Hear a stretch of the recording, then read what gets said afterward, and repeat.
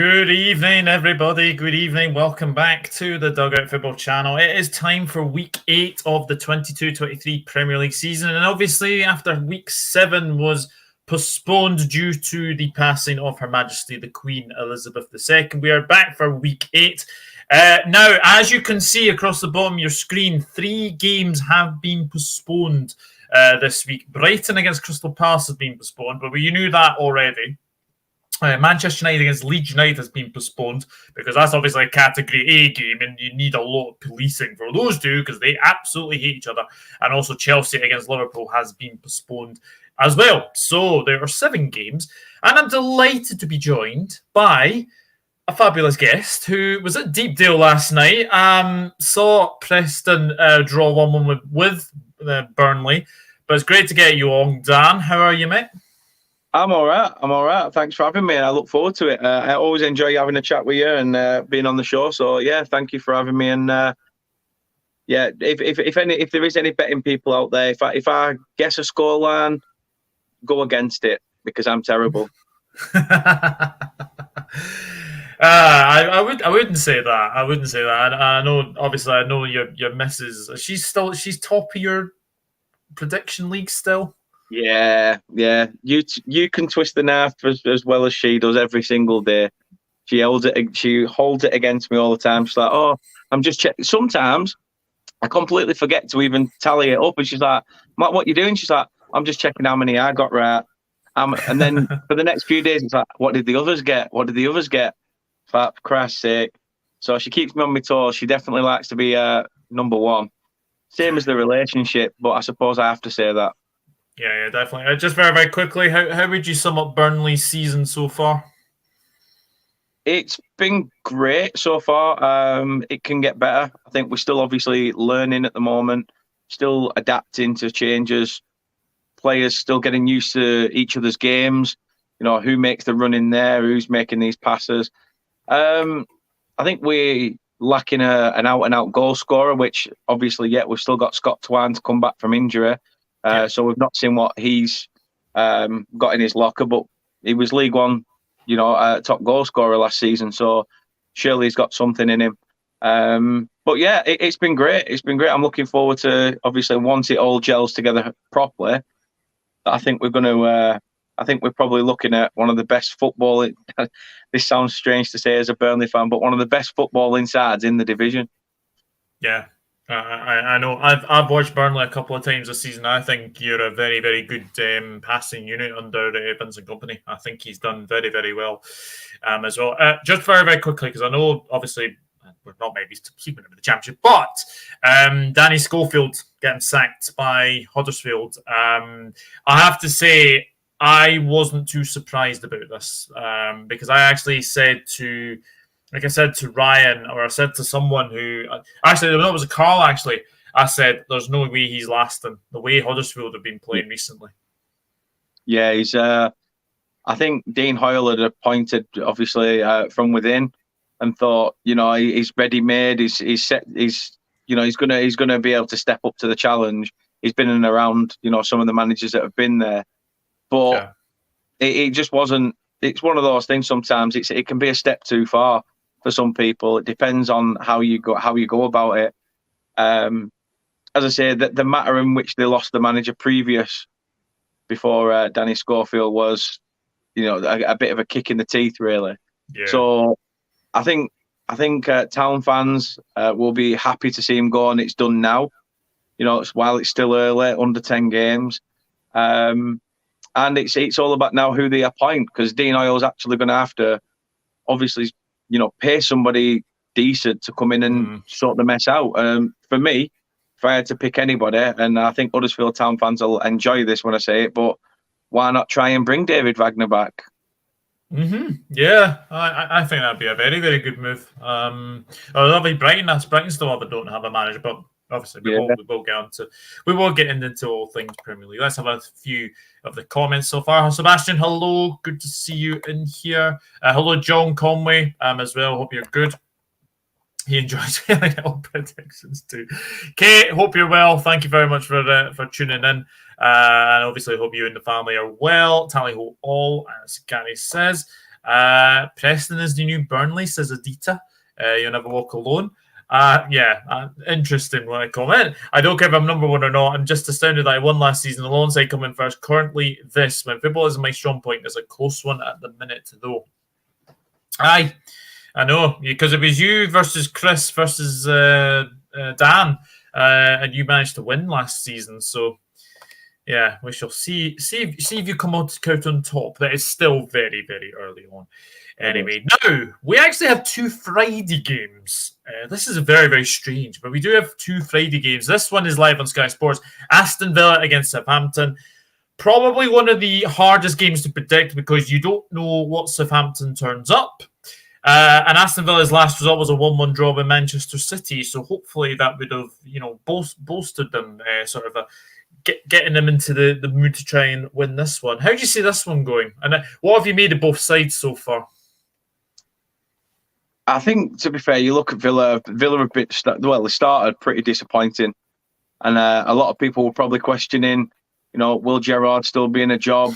Nobody expected this. Obviously, the Tuchel sacking and Potter going the other way. It's sort of, there's a few things happening in the Premier League that everyone's gone a bit like, oh, okay. So that draw against Man City will have spurred Villa on a little bit. But Villa are one of those teams that they come up against the likes of United, Chelsea, City, and they'll give them a game. Yeah. But they play the teams around them, teams like Southampton, and they could just easily crumble. So, as you rightly said, it's a very tough game to predict. Southampton, if you catch them on the day, are brilliant. If not, then they basically the hopes and dreams of 3 points hang on one man. Which it shouldn't be, but no. Yeah, I've not really. I can't say I've seen much of Southampton really. Just looking at it, but yeah, a very tough one to call. Very, very tough one to call. If I had to pick anything, I'd say on the basis of it, this has got a scrappy 1-0 written all over it. I don't know who it'd be for though. That's the thing, isn't it? I'll give it to Villa being at home. I'll give it to Villa. Villa 1-0. Well, believe it or not, I've actually gone 2-1 to Aston Villa. I think it's going to be a very interesting game actually. Southampton for me are better away from home than they are at St Mary's. I think a lot of people have sort of noticed that, but they did beat Chelsea the last time they were at St Mary's as well. But yeah, I just think Villa, on the back of that 1-1 draw with Manchester City, I just have a feeling that will have boosted them, and I think they'll get the win. But as we say, it's a very, very difficult one to predict. And obviously, Southampton lost 1-0 to Wolves the last time as well. Let's see what some of you are saying anyway. Game predictions wrong is not the end of the world. Just watch football and have fun watching. Yeah, exactly. Absolutely. Exactly. And I was one of the very few to get Liverpool 2, Ajax 1 the other night. I never said it. And actually, I said I'd be a very optimistic 2-1. But thankfully, it was 2-1. Yeah, the thing I get as well is I get a lot of fans because I've been working with pitch football or pitch footy as they call, and they asked me prior to every Burnley game to give my prediction for the team lineup. And the amount of people at the end of a game, well, you got this massively wrong, didn't you? And I'm like, I'm not the manager. I can't say, sorry, Vinny, any chance you could tell me so I can get it spot on, please? Because there's 2 arseholes in the chat saying, I need to get it right this week. Please, I'm panicking. They're going to come lynch me and put me door through. So, it's all about predicting things is, I don't know. There's only 2 things I know that's good at predicting: Nostradamus and The Simpsons. Yeah, absolutely. Sebastian's gone 2-1 to Villa, although Reece Gaming Arena has gone 2-1 Southampton. It's a very difficult game to predict, Reece. I can tell you that for a fact. Exactly, Sebastian. Although it's nice to rub it in if he does. He knows I'm just joking, all part of the fun. Philip's going for the Desmond. He's going for 2-2. I just don't mind I get my predictions drawn at Kate Musgrove. Unless it's my team here in Sweden, then I will be upset. Yeah, I know that for sure. And Shane has gone for the same as me, interestingly enough. Aston Villa 2, Southampton 1. Guys, remember to get your predictions down in the chat. We'll obviously read them out as well. And obviously get your predictions in the comments after the video has finished as well. Now we have a battle of the 2 promoted sides. And if you had told me that 2 of these sides would have had a couple of wins this season to begin the season, I think you would have been barking up the wrong tree. But I have to say, Forest, all the players that they've signed and all this, but yes, they have started slowly. But Fulham, Marco Silva, I'm not a big Marco Silva fan. I'll be the first to admit that, but he has really got Mitrovic playing so far this season. I think Mitrovic is definitely one of those ones that's out to prove a point, because I think a lot of pundits and a lot of fans alike don't think he's up to the challenge in the Premier League. You obviously saw, obviously, you have seen Fulham and Nottingham Forest a lot, and I know you absolutely don't like Nottingham Forest. How have you managed to see how these guys have done so far this season? I mean, Fulham, for me, have been the big shock out of the promoted clubs. Yeah, massively. I think everything you said there is right. Forest, I always said it. Forest, for me, are going to stay up this season due to media hype. It's going to be all the, Brian Clough this, or can they repeat such and such a feat from whatever season? And the media is going to be the reason why Forest stay up. And I'm not saying that I'm not disrespecting the players, because they have bought. And they've spent a good amount of money, but again, similar to Burnley, they've got to hope that it works. And when you're in the big league, you've got to hope that it works fast. There's no room for errors. Otherwise, that's it. You'll face the chop. Fulham, again, a very interesting outlook. Mitrovic, as you say, is putting the doubters to sleep by firing on all cylinders now. So, is it going to be one of those with Mitrovic? Yes, in the Championship, we've seen him banging them in for fun, but we saw that with Timu Pukki as well. And then he came up to the Premier League. He sort of did what Mitrovic is doing now, and then the season after, it sort of just faltered and goals. He became goal shy again. Yeah. I mean, you look at players that have been in that sort of caliber: Michu at Swansea, Amiyazaki at Wigan.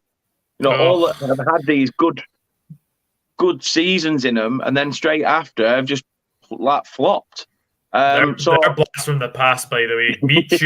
Michu, I remember him at Swansea, and I remember Miyazaki as well. I think I actually remember him scoring an overhead kick at Anfield. I think Liverpool won 3-2 against Wigan, but he scored an acrobatic bicycle kick, and I remember it very, very well. And I remember how good a player he was, but he just completely disappeared after that. So I don't think Mitrovic is going to go that way, but you have to say he has had a fantastic start to the season. Yeah, it's been absolutely brilliant. Without him, Fulham would be knackered. Yep. I totally get that. We've seen it, as we said, with Southampton earlier. Without Ward-Prowse, there'd be nothing. Yep. So, similar with Fulham without Mitrovic now. It's one of them. But yeah, going back to what you said originally, Marco Silva, massively underrated. And I think that he's another one in terms of manager and player that's going out there to prove a point, saying, listen, I might have had the Watford job. I might have had the Everton job. Okay, it might not have panned out in the end, but I'm here to prove a point. And if I can do this with a team that another London club, which the Premier League seems to love, then, it's only good for Fulham. In terms of the result, this is a hard one. Again. It's a Friday night. Mm-hmm. Friday night at the City Ground. Place will be packed. The place will be bouncing as well. Definitely. I think, I'm going to stick. It's one of those games that's probably going to be bigged up. Both teams will cancel each other out. So I'm going to go for a 0-0. Ooh, 0-0. Interesting. Fulham's away record is not the best, but I just have I have a funny feeling Fulham are going to win this. And I don't know why, but I just have a feeling that Mitrovic is going to cause a bit of a threat to McKenna, to Joe Worrell, to Steve Cook. I can't believe he's still playing, to be honest. Steve Cook. Remember him in his Bournemouth days. But it's a big, big game, and it's two newly promoted sides. And, if Fulham win, they're in the top half of the table as well. Yeah, it's mad how things start at the start of the season. How many times teams have been up there and then faltered, or teams have been down there and managed to climb.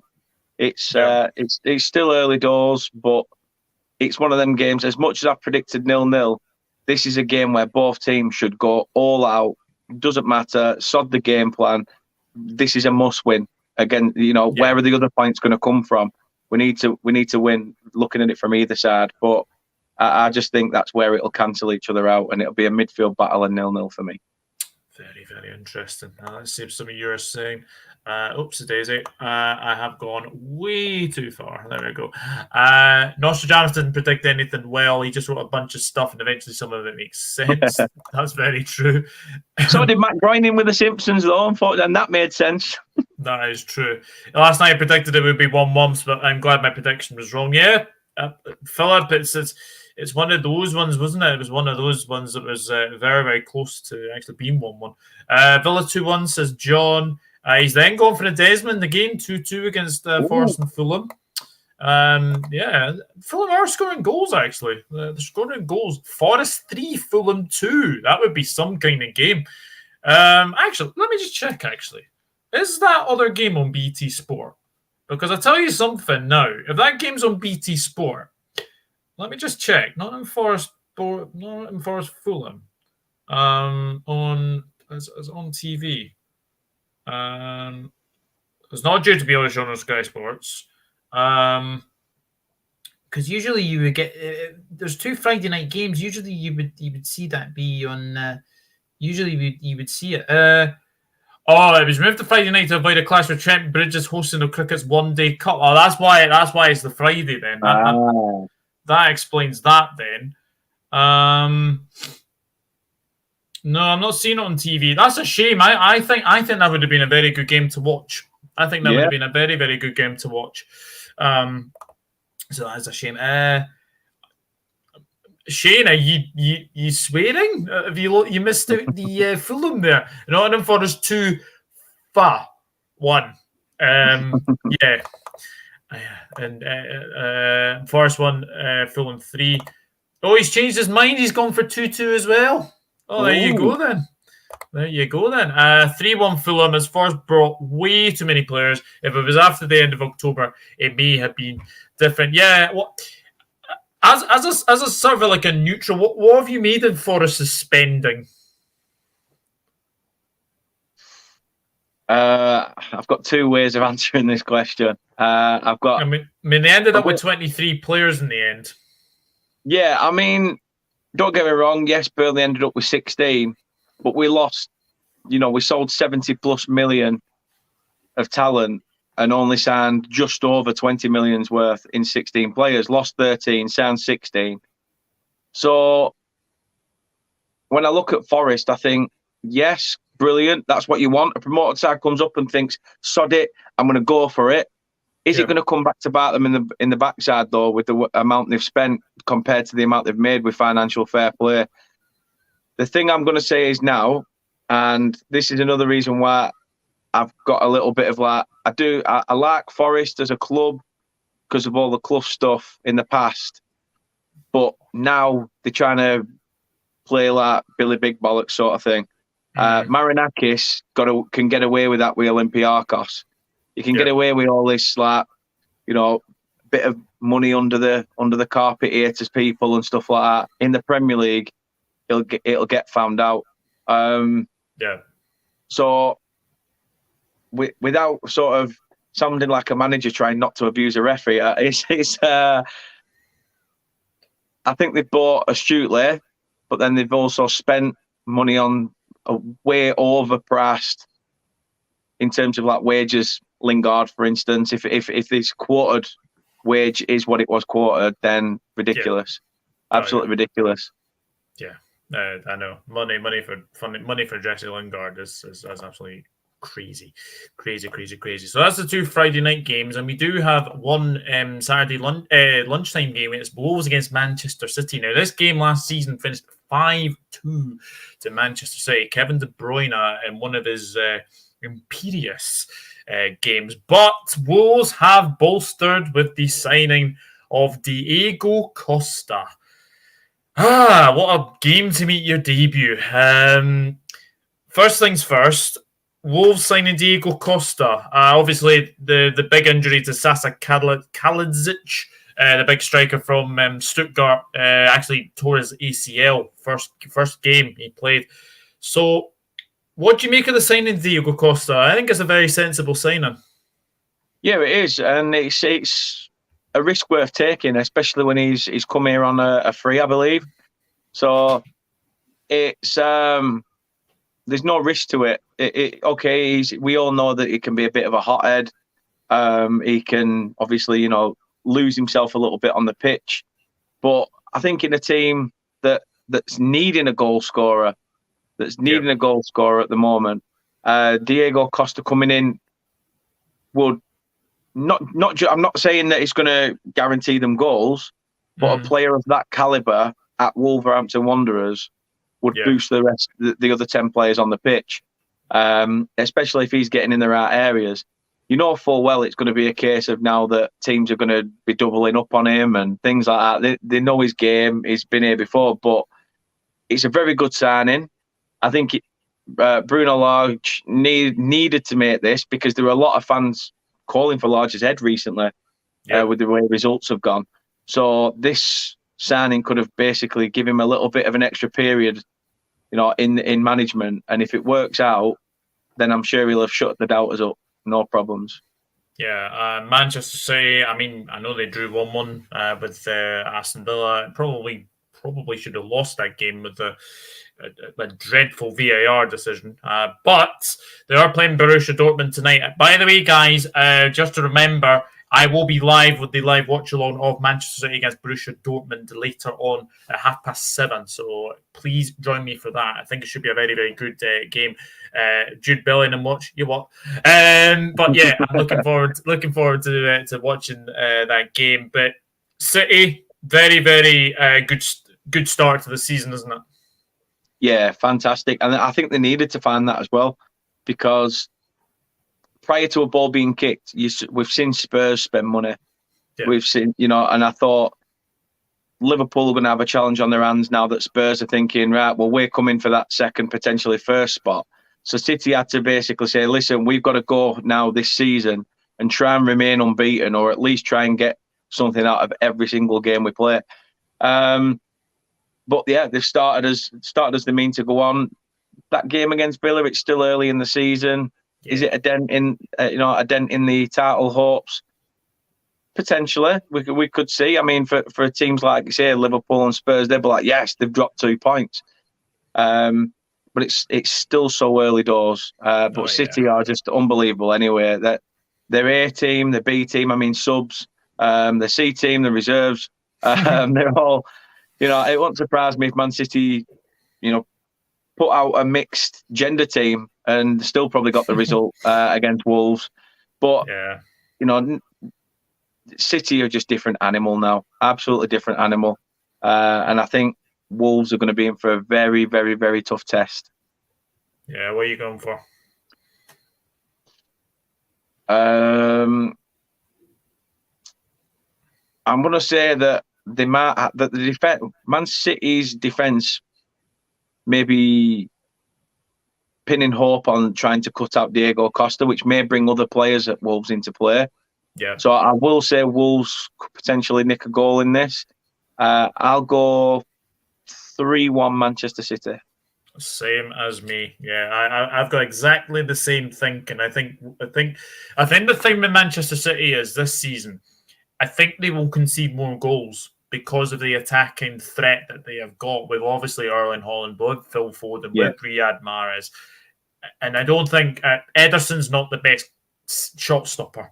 I think it's safe to say that. And obviously, I'll be watching Manchester City later on, and if Dortmund have shots, then it'd be interesting to see, because I think Ederson's in the Premier League, his distribution is better than anybody else. But as a shot stopper, I'm not sure he's up right up there. But I have to say, I think Diego Costa probably will get a debut goal. I think he will. I think he's got a debut goal wherever he's been. So big chance for him. Big chance for him this weekend. And I am going to say that he gets a debut goal. But Erling Haaland, I think it's like 14 goals already in 9 appearances. It's frightening. Absolutely frightening what he is doing in the league. Absolutely. I mean, the guy's just something else. I mean, you're looking at probably the next world's best player. You know, we've got Ronaldo and Messi nigh on retirement now. Yeah. So you're looking at this next superstar coming through in terms of an attacker. And the thing is as well, the thing I like about Haaland compared to the likes of Messi, Messi did it at Barcelona. He's gone to PSG. He's in a team full of other superstars, so it's not just a one-man show anymore. No. With Ronaldo, Haaland and Ronaldo sort of have a similar wherever they've gone, they've been successful. So I am expecting big things from him. But the thing is, he's still very young. So what decent career moves are you going to get, you know, with all the clubs he's already been at? I know. I can easily see him being at Real Madrid maybe one day, because I think there's been a lot of things about him potentially being at Real Madrid. But yeah, let's see what some of your guys are saying for this game. Shane O'Donnell's going 3-1 Man City. Costa to score and gets sent off. That is quite possible. That is very, very possible. Wolves 1, Manchester City 4. Very, very interesting, John. Wolves 0, Man City 3. Wolves are lacking goals right now. Costa is a good striker. He certainly is. Certainly is as well. 2-1 City, with Costa scoring his debut goal for Wolves. Neymar's the same amount of goals as Neymar so far. What? I would argue that Neymar is playing in a... How do you describe the French league? Not so much... Premier League's much better than the French league, I think. I think that's the thing you'd have to say, because, you know, Pochettino was manager of PSG, and how he managed to not win the league with the biggest budget in the league and allow Lille to win it is something else. But yeah, Neymar has started really, really well. It has to be said. He has started really, really well. PSG are actually at Maccabi Haifa later on tonight. So I'd imagine he'll probably get a couple of goals there as well. Now, obviously, the next game would have been Brighton against Crystal Palace. Let's just touch on that. Brighton Crystal Palace. What do you make of this postponement? It's a joke. It's an absolute joke. I mean, it's meant to be classed as a derby, and you've called it off for 40 minutes worth of travel. Whether the trains are on, and I mean, trains might be, I think apparently are back on now due to the strikes being called off because of what's happened with, Her Late Majesty. So we now looking at it thinking, right, why hasn't the away club, why hasn't Palace said, right, okay, those who have bought tickets, if you come to the club, if you come to the ticket office, pay a fiver a head, something like that. That guarantees you a place on a coach that will take you to and from Brighton, and that's it. Simple as that. That's all it needs to do. I mean, they do it for Burnley, Blackburn. That when it comes to it, even if there's people that live in Blackburn, they have to travel to Burnley by some means to get on these battle buses, as we like to call them, to obviously get to the ground. But why can't clubs like Palace, who are meant to be so well in the community, why can't they do that for their fans? I mean, yes, okay, it'll cost them, but it's also costing the fan as well to get to and from, and they get the game on. So I think it's a bit shady, and if anything, with what's happened, obviously with the Royals and things like that, they'll probably look at it and go, "Woof! Well, we've managed to dodge a bullet, then, haven't we, with this one?" So, it just screams desperation, especially from the home side. Oh, our manager's gone. What do we do? What do we do? So, you could put coach on. You can deal with the situation as it is. For me, I think it's an absolute farce. Yeah, I think it is as well. But it obviously will be played at a later date, and we'll obviously wait and see what day that will be.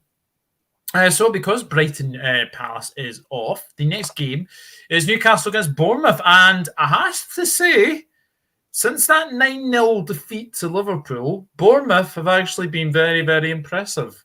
I know they drew 0-0 with Wolves the last game I think they played anyway, but obviously that 3-2 win against Forest was very, very good as well. Newcastle are playing very, very well, it has to be said, and one man in particular who deserves a lot of plaudits is Alexander Isak, who has obviously come in. He scored his debut goal at Anfield. Wonderful goal from them as well. How impressed have you been with Newcastle, and where do you expect them to finish this season? I think in my predictions, I predicted them to finish just outside of the Europa or make Europa League conference. Which I think either way, as a Newcastle fan, would probably snap your hand off for that now because it's steady progression. Yeah. You don't want to run before you can walk. Yes, if you get Champions League, great, brilliant. They'll lap it up like no tomorrow. But you don't want that, and then your fan base are like, oh well, we got Champions League last season. Why haven't we got it again? We've seen that with Leicester fans. We won the league. We've been in fifth for so long. Why is it all going tits up? We had it at Burnley. You made Europe with a shitty squad. Why is that squad not capable of doing it again? Yeah. So your fan bases are always going to ask questions, but there's one man you've got to look at in this game as well as Alexander Isak, and that's Eddie Howe. He's coming up against his former club. He knows what to expect, especially when they're managerless. Yeah. He may know how to play this, and I think it's only going to play to Newcastle's strengths. Being at St James's Park as well, it's always a very intimidating place to go to. It's massive.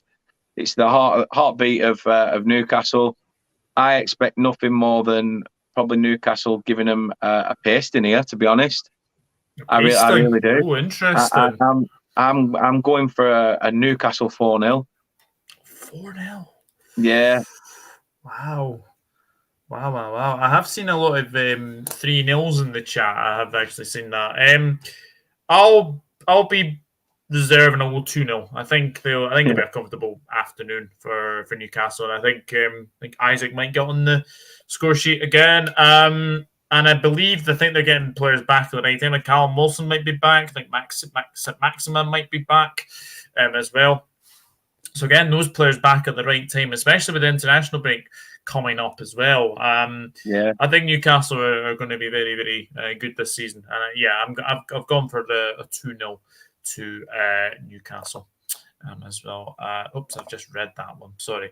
Newcastle 3, Bournemouth 0, says John. And Philip is also going for a 3-0 win to Newcastle as well. And obviously, I'll be expecting Reece to comment in a minute as well. Now to Saturday evening game. Could it be the last hurrah for Brendan Rodgers? His side go up against Tottenham, who, let's be honest, were absolutely shocking against Sporting Lisbon last night. Absolutely shocking performance, and they lost 2-0, and thankfully they did, because it was a terrible performance from Spurs. I know Harry Kane missed a couple of chances, but very, very poor. But this game is at the Tottenham Hotspur Stadium. Are you surprised this game is going ahead? Yeah, I am. I understand that it's sort of, further out than maybe Chelsea and, likes of Fulham if Fulham were at home. Yeah. But the fact that it's against Leicester, they think, all right, maybe it won't need to be heavy policed. The way that this game went last season, with the last minute winners and, dying minutes, there could be a bit of, I'm not saying that it's going to kick off, but you can never say never with a game like that after you've witnessed, what you witnessed last season. Yeah. I must say, I really enjoyed that picture on Twitter of someone saying Spurs last night against Sporting Lisbon. It showed a pigeon stood on top of a football. To be honest, you couldn't have brought it with quality. But it's going to be a tough game. As you say, Brendan is on borrowed time. I know he's got his really good friends with the owners. He's publicly come out, sort of semi-done a Scott Parker and said, what's what, and spoken about the club. But he's also mentioned that the owners have told him we haven't got anything. Basically, for their line of work and the money they make, COVID hit them hard. So they've now had to, struggle this season. But again, they're coming up against a side that one season went a full window without signing anyone. Leicester nearly did that. Apart from obviously deadline day when they decided to become active. But I'm expecting a tough fixture. I think Brendan knows how much trouble he's in now. It's whether the players are willing to play for him or they're thinking, well, we can just throw this game and hopefully he's gone. Nobody knows, obviously, the players' mentality. Again, it's Conte against Rodgers. I'm sorry, but even when you say those two names together, it's so mismatched. So I'm going to say Spurs take this, and I'm going to say 2-0. 2-0. Yeah. Do you think that would be the end for Rodgers? I think with it being Spurs and away from home, maybe not. But I think if he does, it'll be down to the performance. Say if they give a really good account of themselves and lose 2-0 by 2 goals on the break, there's not much you can do about that. Yeah. If they are really, shoddy goals that really you could have defended way better, or your keeper should have been in a better position, that's down to you and the way you've tactically got it wrong. So yes, it could, but I don't know. For me personally, I think he survives another week. I think you're right. I think you're right. I've gone 3-1 Tottenham. I think they'll get a goal, Leicester, but I think Tottenham will just be too good for them. Anyway, I mean, Leicester's last away game was obviously a 5-2 against Brighton, and they have to be much better there. Just very, very quickly on obviously Tottenham, are you surprised how slow Son has started the season?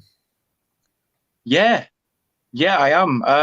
I don't know whether it's something Conte's had to do to, bring the new signings that they made into the system. But why would you change the way that Son, Kane, and Kulusevski were playing? As that front three, they were literally, formidable. And if you'd have kept that going, it would have only got stronger the more game time that they got together. So I am really flummoxed as to how Son's start to the season has been.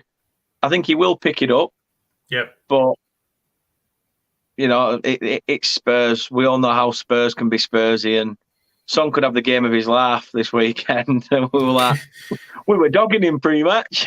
He could quite easily have that.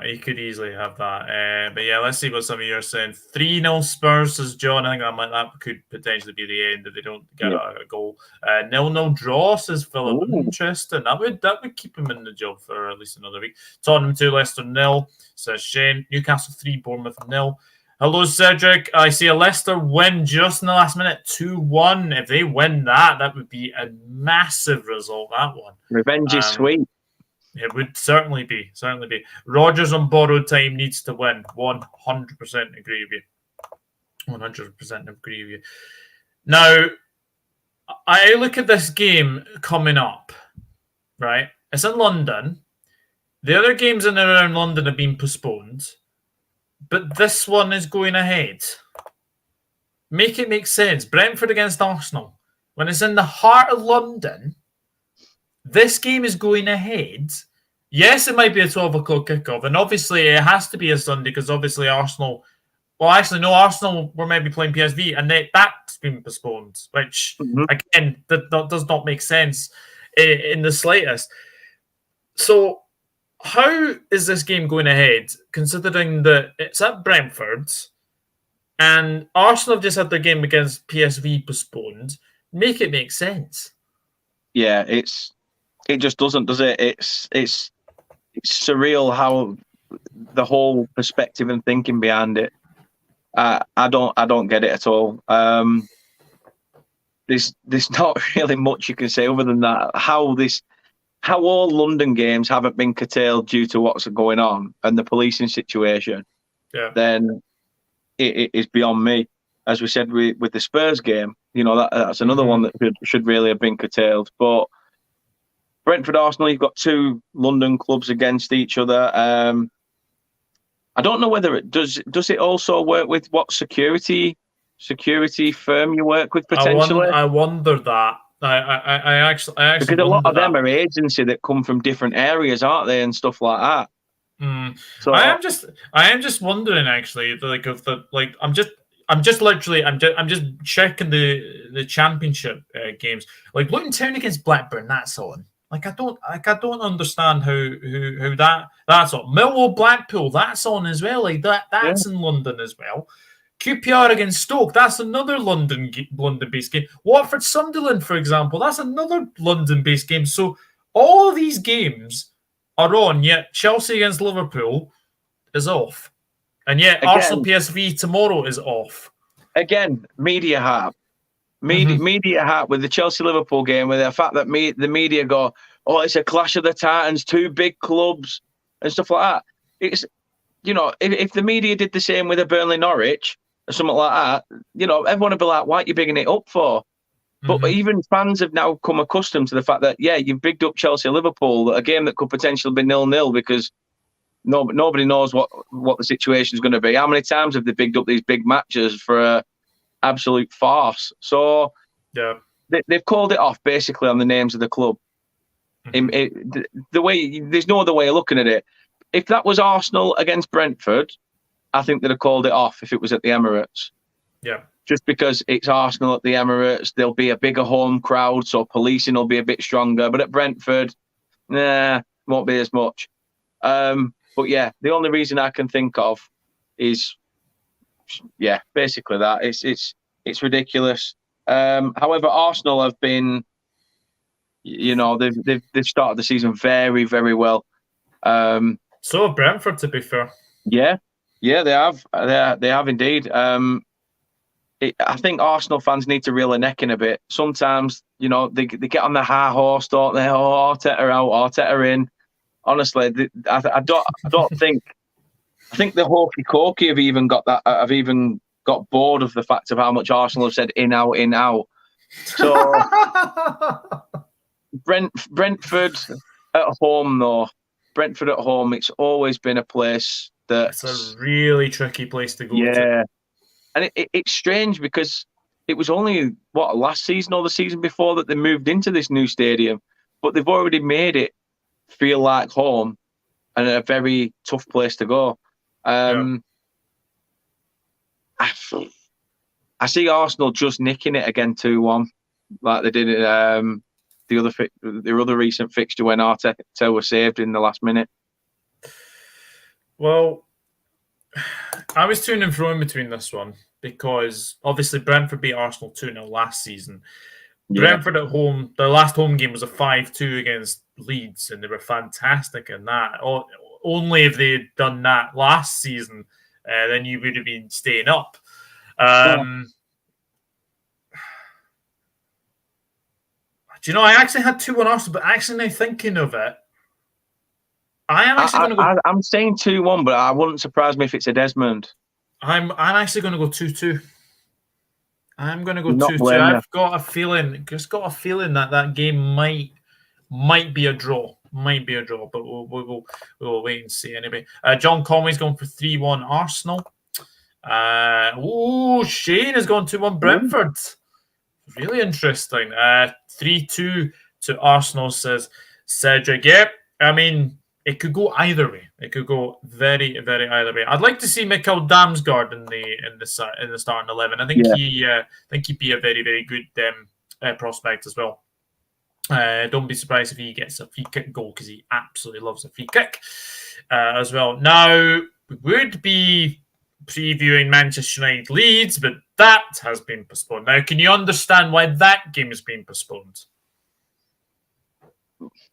Yes, because of the heavy policing situation, but then I'm guessing, with everything that's gone on in London, they've called on the police departments of areas all around the world. Around the UK, sorry. So I expected that one to be called off because of how big it can be. Similar, again, it goes down to, the fact that it's Manchester United Leeds. Yeah. The fact that it's Chelsea Liverpool. I can understand it as more than the Brighton Palace one, to be honest with you. But it's not really. I mean, do they? To be fair, I don't think people will give a crap who Leeds were playing against. If you're playing Leeds, it'll probably get called off because nobody likes Leeds, so every game's a rivalry for them. Yeah. But I can understand why it's called off. It's one of them situations with what's gone on. I know, and obviously Chelsea, Liverpool is also postponed. But very, very quickly, what did you make of the Thomas Tuchel sacking? And do you think Graham Potter's the right man to take over? I think is it Bowley, the chairman of Chelsea now? Yeah. Obviously, I think he's got to be patient with Graham Potter. He's got to realise, listen, he's still learning. He was still learning his trade with Brighton. To be fair, he was still trying to get a fine tune out of them. It was only recently that they've had a bit of success at finishing a little higher in the league. Does he deserve the chance? Yes, I think he deserves the chance to showcase it. He needs time. He needs to be given time. I thought I was shocked that Tuchel was sacked. To be fair, I really was. I thought. I think even Chelsea fans were shocked. They were saying, I don't understand why we were playing all right. And to be fair, my respect for Chelsea grew in that sense because they could have easily gone, about time, piss off, blah blah blah, but they didn't. They said, how much they want to stick by him, and they didn't matter. Similar to how Burnley were dashed, they didn't matter that they were just nicking 1-0 wins here and there. It was a fact that they actually enjoyed having the manager like Thomas Tuchel. It's going to be a very strange situation for Graham Potter because Chelsea, out of the big clubs, are a little like Everton. They can quickly turn sour at Chelsea like it does with Everton. And Potter needs to go in there and, well, dare I say it, sprinkle some magic. I know. And did you see what Todd Bowley said about basically this all-star game, like North and South? What did you make? Have you seen these comments? He's a dick. I mean, it's up there with when Mourinho said about it won't be long before we're playing games on Mars. Get a grip. Honestly, I don't understand. Why do people think they can come in and change things around? Like I say, football was never broken in the first place. Now you're trying to make errors from nothing. It's just it's a total farce. He's speaking out of his arse. These people that come in and just go, oh, we could do this, we could do that. Listen, you own a football club, you'll play to the FA's rules. They won't play to yours. Otherwise, you'd be in some stupid Super League now, wouldn't you? So it's just one of them. Deal with it. You're not having a north-south divide. If you wanted that, we'd build a wall. That'd separate it. It's ridiculous. What a clown!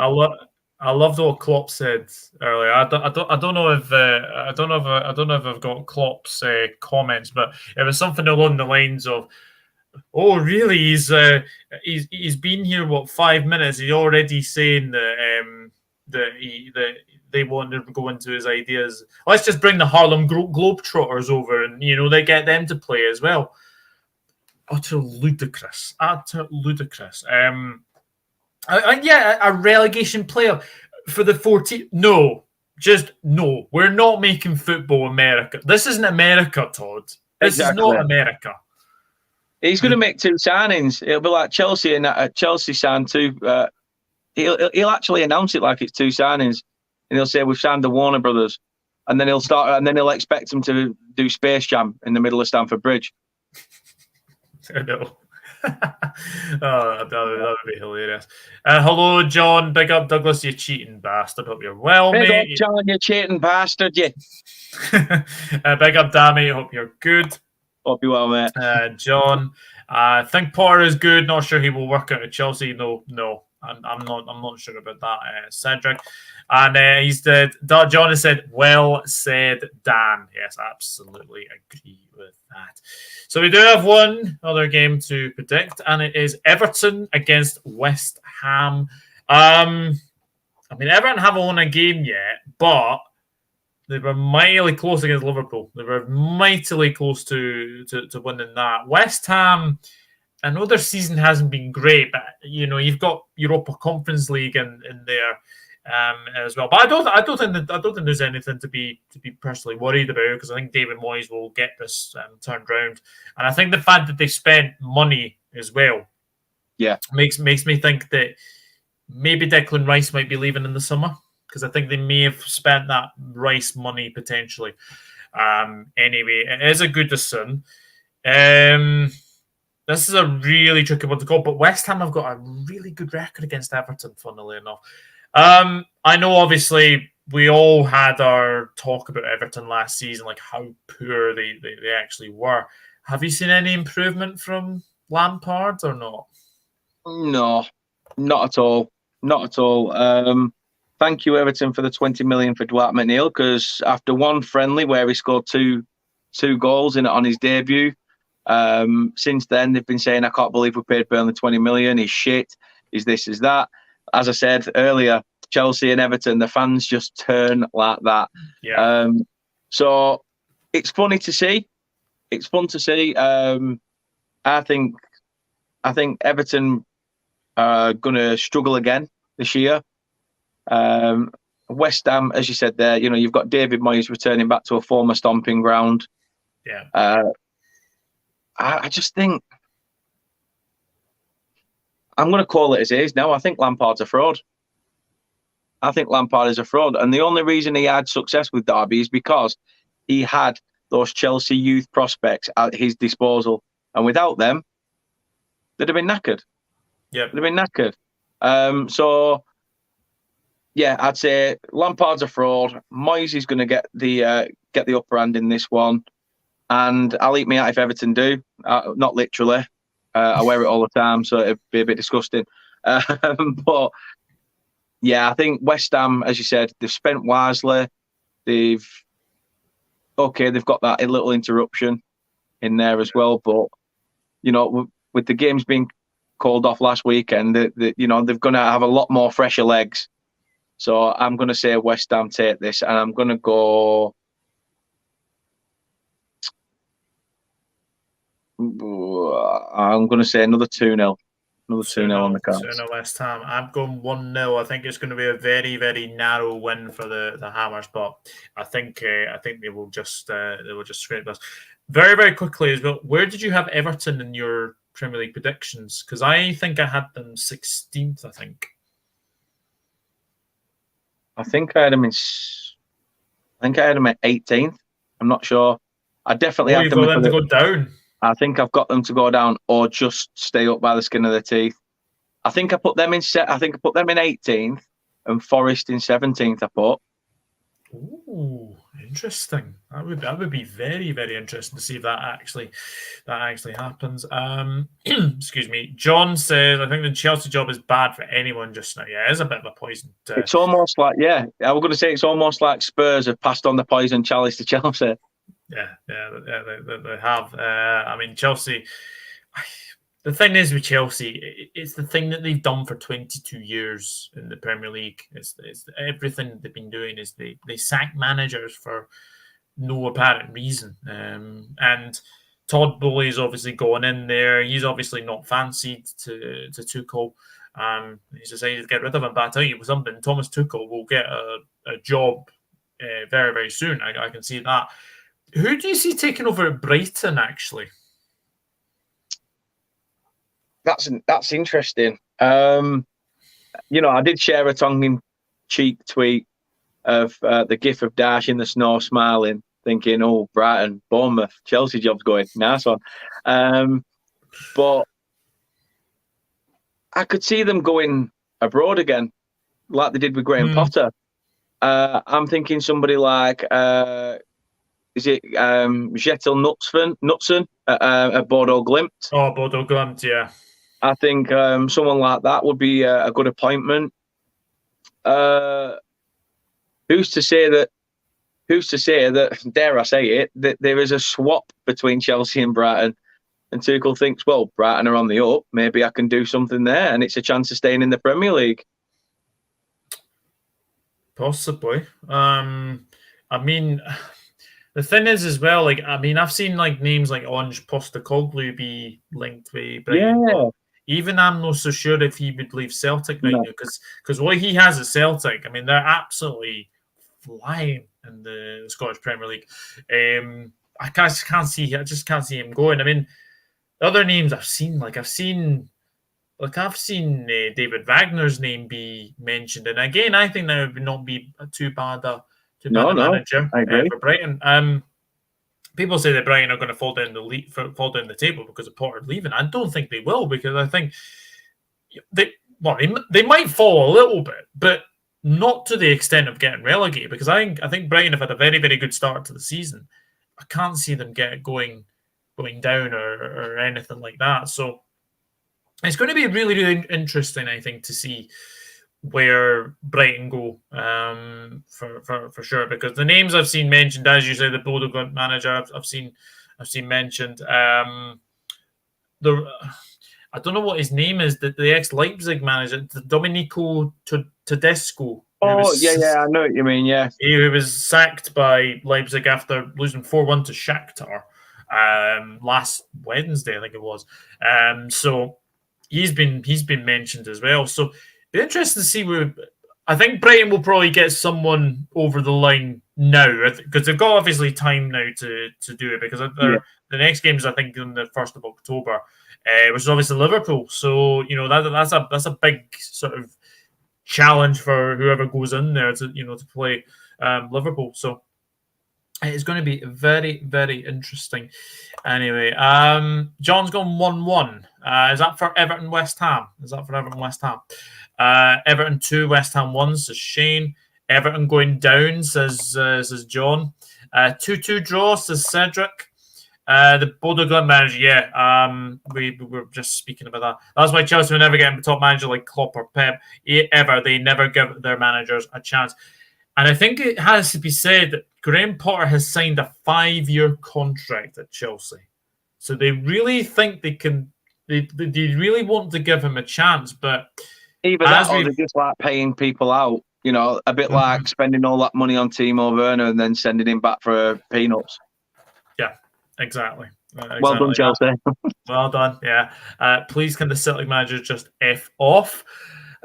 John's obviously a big Rangers supporter as well. I must say, I do agree with him and what Rangers have said that they're doing. So yeah, a massive F to the to UEFA, because I think it's well within Rangers' rights. If they want to sing the national anthem, then they should be able to. Oh, right. That's an absolute joke. That's an absolute joke. If they want to play that anthem at Ibrox, then feel free to. Don't in the likes. Don't hear what Nigel Farage said. Basically, he said that we should be thinking about leaving European football. This isn't Brexit, Nigel. Yeah. Is this a guy who spends most of his time, like everybody else where he stood, is like whale watching, and he's like, as you can see, there's another asylum seeker coming in there, another boat coming in from over there, and another one coming in. It's like, Nigel, what are you going on about? Listen, you pick and choose your topics. Shut your face. You had to film yourself putting flowers down for the Queen's Vigil, you fucking arsehole. Shut up and get on with your job, you pillock. Yeah. Shut up. Absolutely. What is it they say in Still Game? Shut up, Deck. Oh, that is a fantastic comedy. Celtic have scored in Shakhtar. Oh, wow. Real Hatate has scored in Warsaw. So, very, very interesting. Celtic 1-0 up with Real Madrid and Leipzig to play later. It's going to be very, very interesting. What's John saying? Facts, ban, fuck them, play it anyway. Yeah, exactly. Celtic 1-0 up, says Shane. Not going to stop the fans singing it anyway. No, absolutely. 100%. Not going to stop the fans singing it anyway. Dan, yes, absolutely as well. But guys, that kind of wraps up from match week 8, and a massive thank you to Mr. Daniel Moorhouse for coming on. Tell the people where they can find you, and what have you got coming up on your channel? You can find me in any skip around Burnley trying to find a feed or all like that. No, I'm not joking. You can find me at Turf Moorhouse TV on YouTube, Facebook, Instagram, TikTok, Twitch. Probably not TikTok. I'm debating just bagging that off. It's a pain in the arse. But that's where you can find me. Obviously, not just covering Burnley, but I'll be covering other things as well. It's just with the championship season and how relentless it is with the Saturday Tuesdays and things like that. It can be a bit of a nightmare. But yeah, feel free to come over, check us out. I appreciate Doug again for obviously having me and everyone engaging in the chat.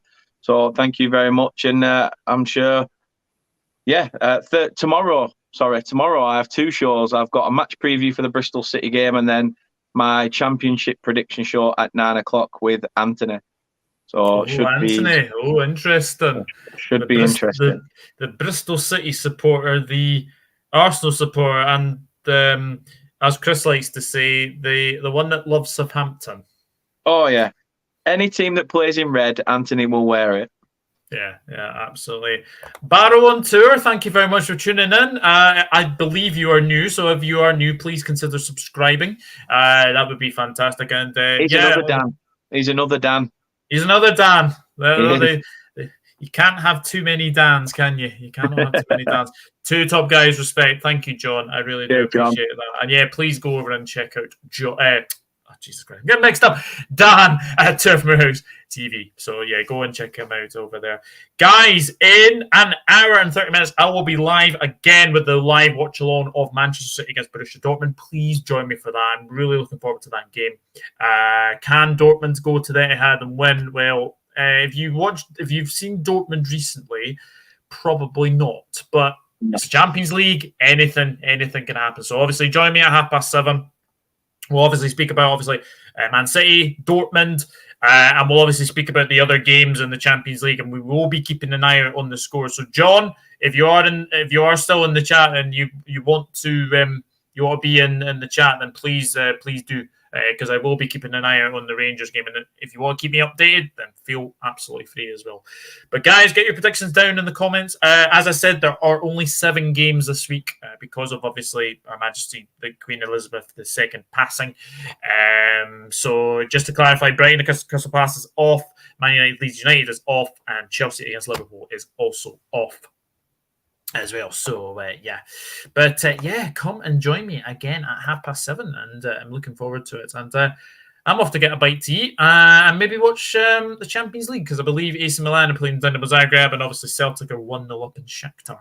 So very, very interesting as well. But until then, I will see you at 7:30. But until then, it's goodbye from both of us, and we'll see you. Bye bye.